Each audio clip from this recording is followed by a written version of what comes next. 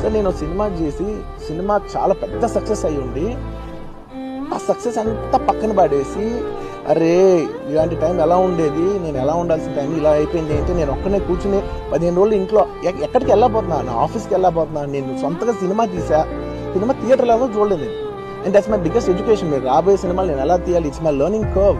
నాకు చాలా ఇంపార్టెంట్ నేను థియేటర్లో చూడటం, నేను నేర్చుకుంటా సినిమాని. నా ప్రెమిసెస్లో అయింది కాబట్టి I am extremely apologetic for what he's happened.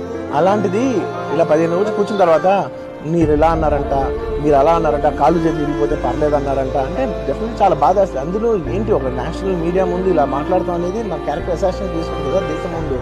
అరే నేను కష్టపడిందే ఈ 3 ఏళ్ళు తెలుగు వాళ్ళకి. నా ఆడియో ఫంక్షన్ కూడా నేనేమన్నాను, నా సినిమా చూడండి అది అన్నాను, నేనేమన్నాను అరే మన తెలుగు వాళ్ళు పరువు తీసి ఎక్కడో నిలబెడదామని ఒక అటెంప్ట్ చేశాను. Respect everybody. నేను అసలు ఇదేం పర్సనల్ అటాక్ కాదు, ఏమీ కాదు. నేను జస్ట్ నా గురించి ఫామ్ అవుతున్న ఇన్ఫర్మేషన్ పీపుల్కి చెప్దామని. ఇలా